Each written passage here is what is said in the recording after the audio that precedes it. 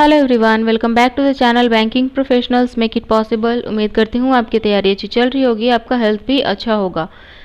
हाजिर हूँ मैं एक बार फिर से आपके सामने प्रैक्टिस पजल का सेशन लेके, जहाँ पे हम लोग अभी एसबीआई क्लर्क प्रीलिम्स लेवल के पजल कर रहे हैं। वैसे मैं आपको इस प्लेलिस्ट में आरआरबी पीओ का प्री और मेंस दोनों करवा रही थी और आरआरबी क्लर्क के भी प्री और मेंस करवा रही थी। बट अभी एसबीआई क्लर्क प्रीलिम्स तक आपको यही प्रैक्टिस पजल मिलेंगे, जो कि आपको आरआरबी पीओ के प्रीलिम्स और आरआरबी पीओ के क्लर्क के प्रीलिम्स में भी बहुत हेल्पफुल होंगे। आप करके देखिए, लेवल आपको वही मिलेगा जो हर जगह आपको सपोर्ट करेगा, हर जगह की प्रैक्टिस आपको पैरेलल करवाता चलेगा। तो उम्मीद करती हूँ आपने चैनल को सब्सक्राइब कर लिया होगा, नहीं किया है तो सब्सक्राइब करके बेल आइकन दबा लीजिए ताकि आगे आने वाले वीडियो के अपडेट आपको मिलते रहें। तो चलिए शुरुआत करते हैं। वैसे मैंने आपको 3-4 दिन करवा दिए हैं प्रैक्टिस सीरीज़ एसबीआई क्लर्क के भी आरआरबी पीओ के अंदर, बट आज मैंने थंबनेल चेंज कर दिया है कि 7 डेज प्रैक्टिस आपको 100% एसबीआई क्लर्क लेवल मिलेगा, ठीक है। बट इट डजेंट मीन कि आपको आरआरबी में हेल्पफुल नहीं होगा, वहाँ भी आपको हेल्पफुल होगा। तो ये रहा आपका पहला सवाल। Among 6 person ABCDEF participated in a running race and each of them finished in different position. 6 लोग हैं जो कि रनिंग रेस में पार्टिसिपेट कर रहे हैं, अलग अलग पोजीशन पे इन लोग का रैंक आ रहा है। D finish the race only after 2 other person. तो चलिए हम लोग 6 लोग बना लेते हैं, 1 2 3 4 5 और 6। D finish the race after only 2 person, सिर्फ और सिर्फ 2 लोग के बाद डी ने अपना रेस फिनिश कर दिया। इट मीन्स कि डी 3rd रैंक पे होगा। F is the only person finish the race before A and after C. मैंने आपको पिछले सेशन में बताया था कि अगर ऐसा आता है, जैसे मान लेते हैं कि कहा गया कि बी के बाद सिर्फ और सिर्फ 2 हैं और ए के पहले भी सिर्फ और सिर्फ 2 हैं, बी और ए के भी सिर्फ 2 हैं, तो इसका मतलब किस तरीके से कंडीशन मर्ज होता है, ठीक है। तो यहाँ भी C is the only person finish the race before A and after C. इसका मतलब है कि एफ जो है ये सिर्फ एफ ही बीच में होगा जो कि ए के पहले और सी के बाद में। तो इस तरीके से immediate after and immediate before का कंडीशन इसमें बनता है। E is not the first person to finish the race. E जो है वो फर्स्ट रैंक पे नहीं आएगा। तो हमें सी एफ ए तीनों को कॉन्सिक्यूटिव लिखने के लिए सिर्फ और सिर्फ एक ही जगह मिल रहा है, सी एफ ए, ठीक है। ई फर्स्ट रैंक पे होगा नहीं तो ई सेकेंड रैंक पे होगा। बच गया हमारे यहाँ पे बी, तो बी यहाँ पे हो जाएगा। इसको बनाने का स्टैंडर्ड टाइम आपको बताऊं तो आपको इसमें 25 सेकेंड्स लगने चाहिए, उससे ज़्यादा आपका नहीं लगेगा, ठीक है। 25 सेकेंड्स में आपका आंसर बी मार्क हो जाएगा और ये सॉल्यूशन भी तैयार हो जाएगा। ये आपको जनरली 1 से 2 नंबर के लिए मिलेगा, उससे ज़्यादा मार्क्स के लिए आपको ये प्रीलिम्स में नहीं मिलता है। चलिए बढ़ते हैं अगले सवाल की तरफ।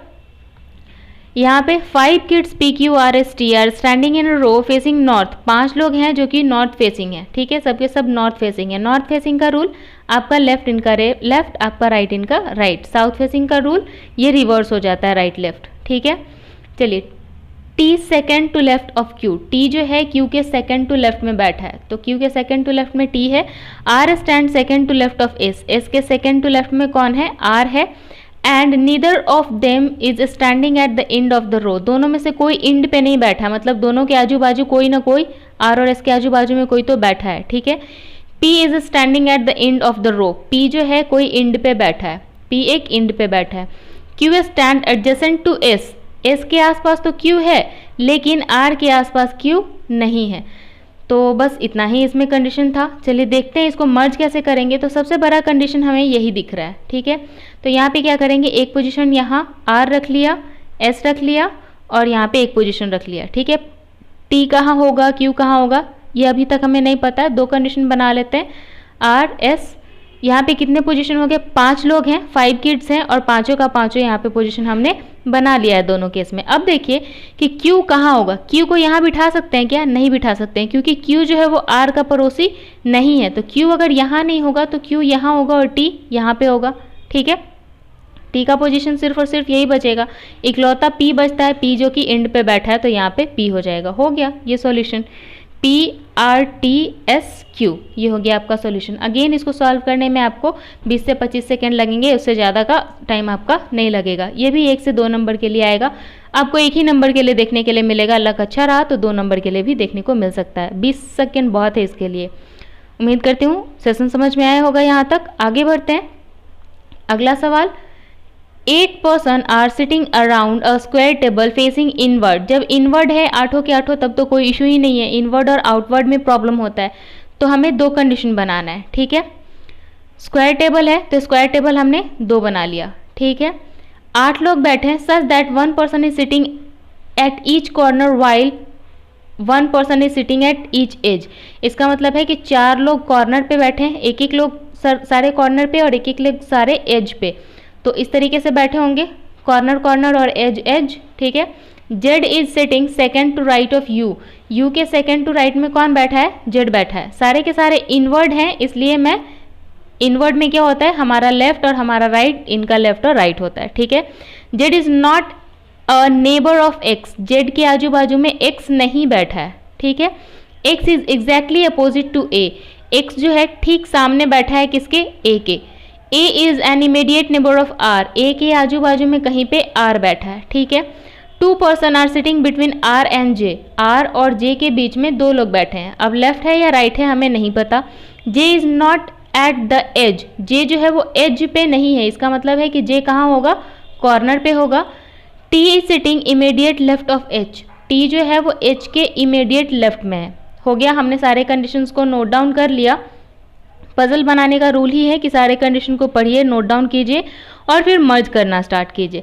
तो अभी मुझे जो सबसे इम्पॉर्टेंट यहाँ पे दिख रहा है कि हम लोग यहाँ से शुरुआत कर सकते हैं, तो इजी होगा। क्यों? क्योंकि यहाँ पे जेड कॉर्नर पे है, बाकी कौन कॉर्नर पे है, कौन एज पे हमें नहीं पता। आर से रिलेटेड एक और इन्फॉर्मेशन यहाँ पे दिख रहा है, उसके बाद ए, एक्स और एक्स का लिंक यहाँ जेड के पास दिख रहा है, मतलब यहाँ से इनिशिएट करना सही होगा। तो जे को हम लोग कॉर्नर पे बनाते हैं, ठीक है। जे और आर के बीच में 2 लोग हैं, लेफ्ट और राइट नहीं पता, तो एक बार राइट लेके देखते हैं और एक बार लेफ्ट लेके देखते हैं, ठीक है। ये कंडीशन कर लिया हमने। अब देखिए कि ए जो है वो आर का पड़ोसी है, तो यहाँ पे हम लोग ए नहीं रख सकते हैं। क्यों? क्योंकि ए के सामने एक्स है, ठीक है। तो अगर हम लोग ए को यहाँ नहीं रख सकते हैं तो आर का पड़ोसी ए यहाँ पे होगा। अगर ए यहाँ होगा तो इसके आमने सामने कौन बैठा है, एक्स बैठा है, ठीक है। इसी तरीके से ए को हम लोग यहाँ नहीं लिख सकते इस कंडीशन में, क्योंकि सामने एक्स के लिए जगह नहीं बचेगा, तो हम लोग ए को यहाँ लिखेंगे तो एक्स के लिए ये जगह बच जाएगा, ठीक है। ये सॉल्यूशन हमने मर्ज कर लिया। आगे देखते हैं कि एच के इमीडिएट लेफ्ट में कौन है, टी है, ठीक है। तो इमीडिएट लेफ्ट में सिर्फ और सिर्फ एक ही जगह दिख रहा है कि एच के इमीडिएट लेफ्ट में टी यहीं पे हो सकता है, ठीक है। इस कंडीशन में एच के इमीडिएट लेफ्ट में टी यहाँ पे हो सकता है, ठीक है। ये भी मर्ज कर लिया हमने। अब देखते हैं कि यू के सेकंड टू राइट में जेड है, तो यू के सेकंड टू राइट में जेड हम लोग यहाँ पे बिठा सकते हैं, ठीक है। यू के सेकंड टू राइट में जेड हम लोग यहाँ पे बिठा सकते हैं। अब क्या होगा, क्योंकि सारे के सारे क्वेश्चन यहाँ पे हो गए।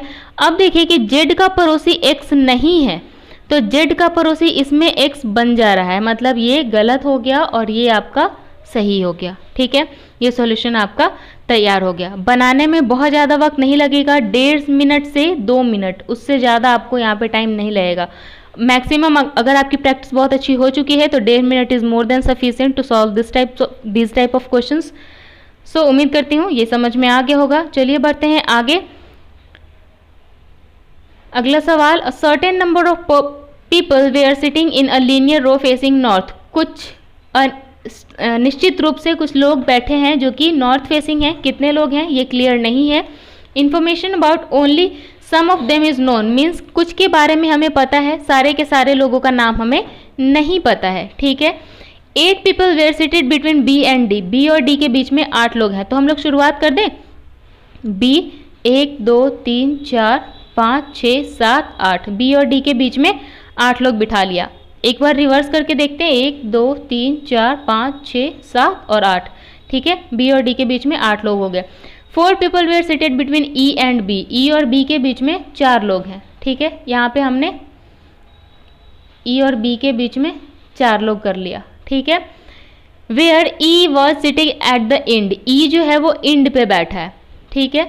तो यहाँ पे ई इस साइड में नहीं होगा इस कंडीशन में, इसमें ई इस साइड में नहीं हो सकता है, तो कहाँ होगा, 1 2 3 और 4, ई हमें यहाँ पे बिठाना पड़ेगा। इस केस में 1 2 3 और 4, ई को यहाँ पे बिठाना पड़ेगा। चलिए आगे देखते हैं। Where E was seated at end, F was seated 5th to left of D, F जो है डी के 5वें लेफ्ट में है, मतलब 1 2 3 4 और 5, एफ यहाँ होगा इसमें 1 2 3 4 और 5, एफ यहाँ पे होगा, ठीक है। यहाँ तक हमने कर लिया। 2 people were seated between A and F, A और एफ के बीच में 2 लोग बैठे हैं, इसे हम लोग यहाँ पे नोट डाउन कर लेते हैं। C was seated fourth to right of A के फोर्थ टू राइट में कौन है? सी है। अब इसमें दो लोग हैं, किधर है नहीं पता। ए के फोर्थ टू राइट में सी है, मतलब इन दोनों के बीच में 3 लोग हैं। 3 people were seated between C and G, C और G के बीच में 3 लोग बैठे हैं, ठीक है। अगर C was fourth to right of A, अगर C was fourth to right of A, then C और G के बीच में ऐसा कंडीशन होगा, इन दोनों को अगर मर्ज कर दिया जाए तो, ठीक है। C and G, where G was seated to left of B, G जो है वो B के लेफ्ट में कहीं पे है, ठीक है। कहाँ पे है नहीं पता, इमीडिएट लेफ्ट में नहीं है, ठीक है। तो चलिए अब देखते हैं हम लोग सारे कंडीशंस को मर्ज करना शुरू करते हैं। देखिए पहले तो इसे यहाँ से हटा दूँ। चलिए देखिए, अब यहाँ पे इस कंडीशन को हमने कर लिया। ए और एफ के बीच में 2 लोग हैं, ठीक है। तो यहाँ पे हम लोग ए और एफ के बीच में 2 लोग यहाँ पे भी बिठा सकते हैं और ए और एफ के बीच में 2 लोग यहाँ भी बिठा सकते हैं, ठीक है। अगर ए को यहाँ बिठाते हैं तो 3 लोग छोड़ के 1 2 3 लोग छोड़ के सी को यहाँ बिठाना पड़ेगा, ठीक है। सी और जी के बीच में देखिए यहाँ पे 3 लोग हैं, तो 1 2 3, यहाँ पे जी नहीं हो सकता क्योंकि ऑलरेडी डी बैठा है, मतलब ए यहाँ तो नहीं होगा। तो ए को हम लोग यहाँ पे बिठा के देखते हैं। अब ए और सी के बीच में 3 लोग हैं, तो यहाँ पे 3 लोग हो गए, सी हो गया यहाँ पे। अब सी और जी के बीच में भी 3 लोग हैं, तो अगर हम लोग जी को यहाँ बिठाएंगे तो ये कंडीशन देखिए कि बी के लेफ्ट में जी है कहीं, तो यहाँ तो बी ही लेफ्ट में हो गया जी के, मतलब ये कंडीशन हम लोग सेटिस्फाई नहीं करवा पाएंगे क्योंकि सारे कंडीशन यहाँ पे मर्ज नहीं होंगे। आगे देखते हैं, ए और एफ के बीच में 2 लोग हैं। एक बार इस साइड के रख के देखते हैं, ए और एफ के बीच में 2 लोग, ठीक है। ये इसे मैं दूसरे कलर से लिख देती हूँ ताकि अगर ये मर्ज ना हुआ तो आसानी से समझ में आए कि कौन सा कंडीशन हमें हटाना है। ए और एफ के बीच में 2 लोग हैं, ठीक है। एक बार यहाँ पे रख के देखते हैं, ए और एफ के बीच में 2 लोग, एक बार यहाँ पे रख के देखते हैं। अगर ए यहाँ होगा तो सी यहाँ पे हो जाएगा, ठीक है। और जी कहाँ होगा? 3 सीट छोड़ के, 1 2 3 सीट छोड़ के जी, यहाँ तो हो ही नहीं सकता है क्योंकि ऑलरेडी डी बैठा हुआ है, मतलब कि ये कंडीशन यहाँ पे ए हम लोग नहीं बिठा सकते हैं। तो सिर्फ और सिर्फ हम लोग ए को कहाँ बिठा सकते हैं? ए को यहाँ बिठा सकते हैं, ठीक है। ए और सी के बीच में 3 लोग, 1 2 और 3 लोग हो गए, तो सी यहाँ पे हो जाएगा। सी और जी के बीच में 3, तो 1 2 और 3, तो जी को हम लोग यहाँ पे बिठा सकते हैं। देखिए जी जो है वो बी के लेफ्ट में भी हो गया, मतलब ये कंडीशन हमारा कंफर्म हो गया कि यही सॉल्यूशन होगा। कितने लोग अगर इसमें पूछे जाए कि कितने लोग हैं? 1 2 3 4 5 6 7 8 9 10 11 12 13 14 15 4 19 और 1 20, टोटल 20 लोग हो गए। तो ये हो गया आपका answer. Again standard time will be 2 minutes for this type of questions, ठीक है। उम्मीद करती हूँ समझ में आया होगा। आगे बढ़ते हैं। There are 9 members ABCDEFGHI in a family. 9 लोग हैं एक फैमिली में। There are 3 married couples, 3 married couple हैं, तो यहाँ पे मैंने 3 हट कर लिया। In the family C is daughter in law of D, D की डॉटर इन लॉ है C, ठीक है। इसका मतलब कि D का कोई बेटा है जिसकी वाइफ होगी ये। D who is father of A, D जो है वो A का फादर है। अब A यही होगा हमें नहीं पता, तो हम लोग क्या करेंगे? D who is father of A कर लेंगे, ठीक है। A is mother of E, तो अब तो हमें पता है कि ए जो है वो यहाँ पे फीमेल है, ठीक है। तो ये तो हो ही नहीं सकता, इसका मतलब कि ए जो है इसकी बेटी हो जाएगी, ठीक है। A who is mother of E, तो ई इसकी बेटी हो गई। A mother of E who is daughter of H, E जो है डॉटर है एच की, तो यहाँ पे कंफर्म हो गया कि ई फीमेल है, ई डॉटर है एच की, मतलब एच इज हस्बैंड ऑफ ए, ठीक है। F is paternal grandfather of B, F is paternal grandfather of B, B का पैटर्नल ग्रैंडफादर कौन है? F, इसका मतलब कि B के पिता हैं F, ठीक है। C is mother of G, C जो है वो G की मदर है, इसका मतलब कि G जो है वो यहाँ पे होगा, C मदर हो जाएगी। G who is father of B, G जो है वो B का फादर है, ठीक है। G is married to I, G जो है वो I से मैरिड है, means I is a female member of this family. अब हमारे पास 9 मेंबर्स में से 1 2 3 4 5 6 7 8 हो गए, तो सिर्फ और सिर्फ F बचा है जो कि इसका पैटर्नल ग्रैंडफादर होगा B का, इसका मतलब F जो है वो इसमें होगा, ठीक है। तो F का प्लेस हमारा इस बॉक्स में हो जाएगा, C is married to F। ठीक है। अगर यहाँ पे बी का कोई जेंडर क्लियर नहीं है, दिस ही इज़ मेल और शी इज़ फीमेल, ऐसा कुछ भी नहीं है। सो अगर बी से रिलेटेड कोई क्वेश्चन आता है कि बी का जेंडर जहाँ पे आपको क्लैरिफाई करना पड़े, तो answer will be C and D. इसका स्टैंडर्ड टाइम अगेन 1.5 मिनट, ठीक है, 1.5 मिनट, मैक्सिमम 2 मिनट, उसके ऊपर नहीं जाएगा। इससे रिलेटेड आपको 2 से 3 सवाल देखने को मिलेंगे, ठीक है। इससे रिलेटेड आपको यहाँ पे 5 सवाल देखने को मिलेंगे।